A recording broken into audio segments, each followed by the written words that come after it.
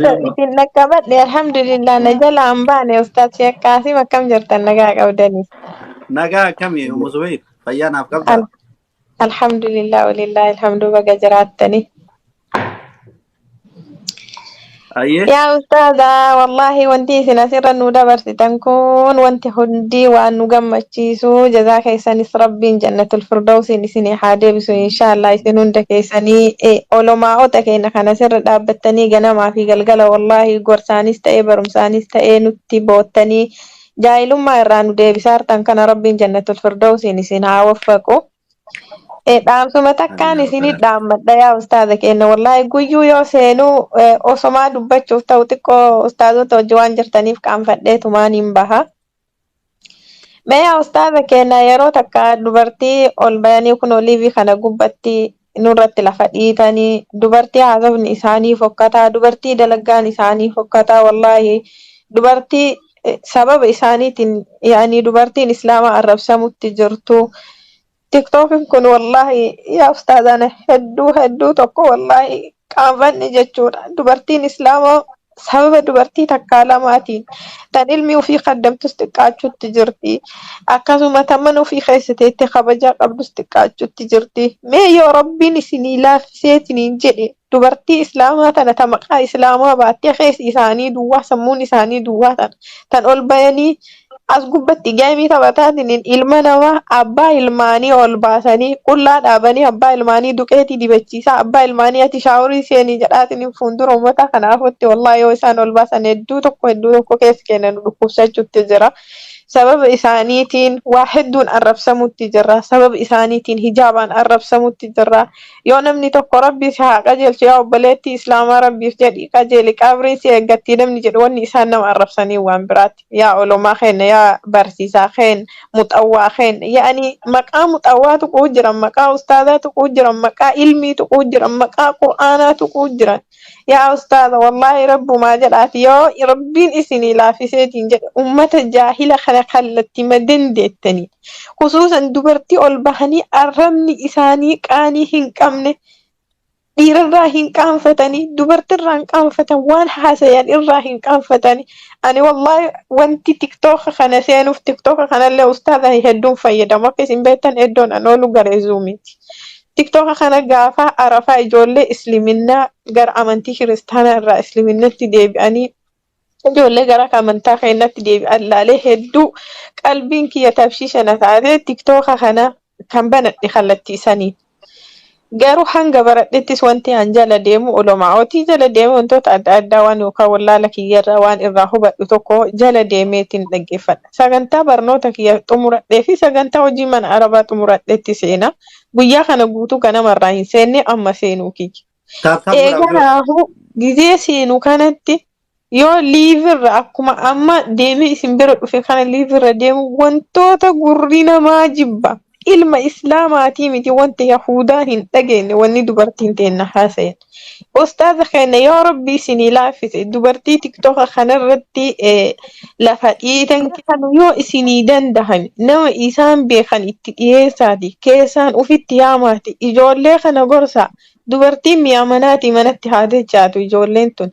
Sa'a 24 istighfaaran qaban sa'a 24 harfii salaataa yookaan waan jedhaniin hin beekan yookaan bismillah jedhanii nyaata yaa ustaaza kennanii ma yoo afoo dhufe dhiifamallee naa godha nyaatanii dhuganii biraa kaan.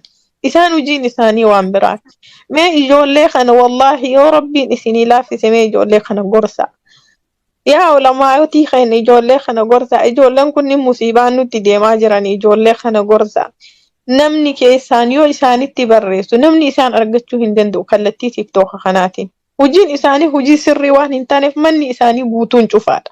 Namni keessaan itti barreessuu hin danda'u. Wallahi hedduu takka addunyaa tana irratti qaanfachuutti jira rabbiin fuula isaatitti nun qaanfachiisinii isin irratti isin dheeressu. Walumaa galatti dubartii teenya asirra oolan kan ol bayanii nurratti sirban kan ol bahanii dhiira arrabsan kabajan godhaniif dubartii kabajan gootu wallahi zamana rakkinaa keessa jirra rabbiin rakkina keessaa nu haa baasu rabbiin dilii keenya kana nurratti hin laalini ustaazota keenya kama rabbi isin laaffiseen obboleeyyan keenya kana osoo nu qajeelchitaniin isinin jedhaa galatooma jazaakumullahu khairan. Jazaakillahu khairan obboleettiiti yaa Muzbeer maashaallah rabbi sirraa haa jaalatu yaada isa bareedaadha. Yaada kana wanni gara tokkookaa kana nuuf fide hedduu kenna. Ani fakkeenya yoo isin hime sa'aatii kiyya sa'aatii waa baradhuu fi sa'aatii waa laalu. Dhiisee wanni bakka kana taa'ee hawaasa kanaaf bakka kana taa'ee tokko godhaame tokko godha taaptaap godha baarakallahu fiikum.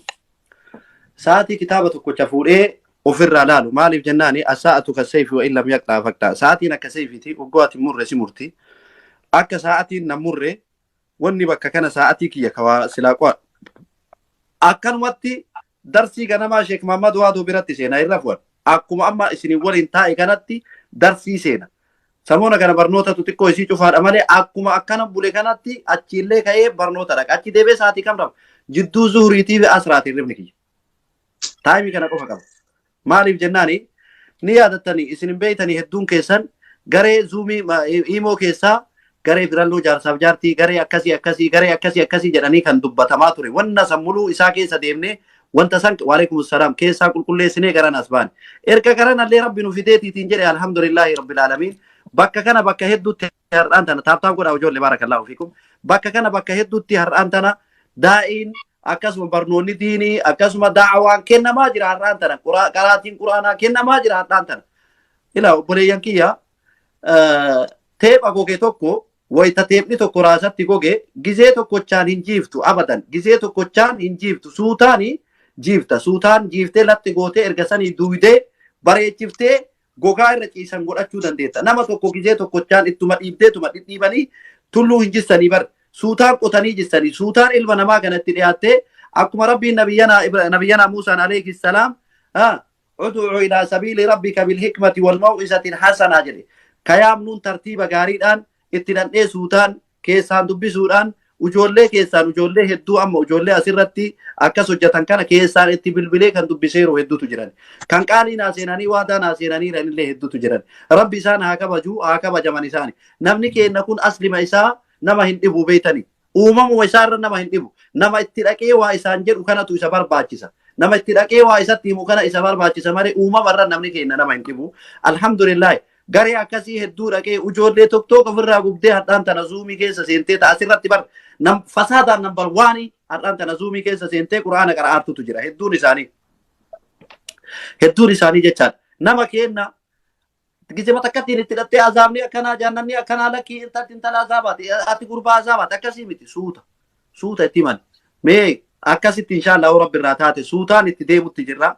Hundaayyuu suudaan babal'ifachaa deemutti jirra yoo rabbi irraa taate ijoollee hedduullee kan baafne jiranii ijoollee hedduullee kan waan kanarraa dhoowwine jiranii inshaallah bu'uurri kan waan kana qabee deemaaruun shamarranii miti dhageeffadha warra shamarraniitii miti warri shamarranii wama takka rakkoon qaban warra dhiiraa ka aqlii qabu osoo fakkeenya warroonni gurguddaan tokkootarri gurguddaan hadhaan tana ol bahee namnummaa tokko gochee asirraa onnuu bahee tokkooka kiyya har'aan booda diin islaamaatti irratti deema geemiin irratti hin taphatamu jedhee as nuu baheetuma har'arraa irratti dubbatame tokkookni kun tokkoon isaa ijoolleen kenna abba fedhe haa ta'u guyyaa sanirraa waan sanatti irratti hin deemsisu abdii irraa qaballe. Dr. Saakir Naayikitti waan jedhe bara wayii keessatti moodelisiin addunyaadha bara isiin ulfoofteetiitiin jette addunyaa kanarraa dubartiin tun hundi isiin ni dhalti jedhe bara baranaa kana keessa ni dhalti addunyaa tanarraa jedhe maaltu si beeksise jennaani bara baranaa kana fakkeenya addunyaa taqabdutu dhale jedhe kanaafu hundi isiin ni dhalan jedhe Awustiraaliyaa Ameerikaa Awurooppaa wanti faranjii ta'e tachaatee dhalte wala duttinaa kan lakkifte muduun isii hin dhale wanni silaa qara hin dhalle abajaa'iba rabbii kanaa isinitti hima maaliif jennaani ilma namaa kana mariin isaa yoo takkatti karaa irraa jalaa kana gore isuma faana gora ilmi namaa mee tokkoktara asirratti an tokkoffaan akka oromootitti ani geemii taphatuun tokkoffaadha jedhu tokkocha keessaa nuu qabne osoo isaa as deebifne hundinuu akka fuuldura isaa dudda duuba isaa nuu dhufan abdii qabna irra taraa man yahdihillahu falaa mudilla lahu wa man yudlil falaa haadiya lahu nama rabbiin qajeelcheetiitiin jedhe namni isa jallisu nihaa'iyyan hin jiru mee rabbi nuu haa qajeelchu du'aa himatti goona lammeessaa shamarran teennaa rabbi jaarsa haa kennu kana wanni nu kadhatu dhageeffadha rabbiin shamarran teennaa jaarsa haa kennu wallaahi wanni manatti deebisaa shamarran teenna wanni alaa manatti galchaa jaarsummaa qabu rabbi haa kennuuf jaarsa surree hidhatee miti jaarsa waa hunda qabu rabbi haa kennuuf tana kana naaf Dr.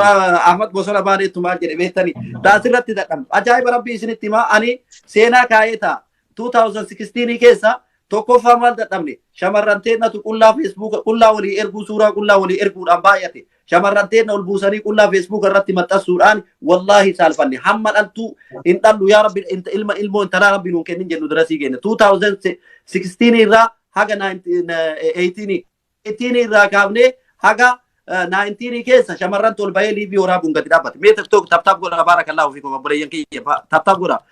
Shamarran tol bahee liivii waraabuudha. Mucattii gadi bu'u meetii liivii waraabini feesbuuka kanarraa gadi bu'u yoo jennuun ati waraabaan jirtu maaltu si gahinuu jette. Haga obboleettiin teenya nu arrabsitu dira sii geenne dhageeffadha. San hunda fajaala habaa amman suuraa taasise rabbiin. Maal jedhe Ahmaditu maal jedhe taasirra dadhabnu muluu isii jedhe gaafa jaarsa argatte fajaala habaa amman suuraa taatee manatti deebite jedhe hin jirtu.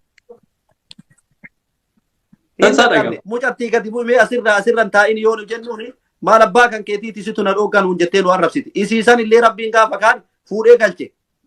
2020 keessa in dhufne alhamdulillahi rabbil alamin 2020 keessa maalitti qajeeltu ijoolleen teenya alhamdulillah zuumii guruppii zuumii quraana itti muluun isii alhamdulillahi galanni kaaliqa haa ga'u ani baa jennee barsiifne ijoolleen gaafsan as duudde muluun isii hadhaan tana faayidaa qabdi dhageeffadhaa.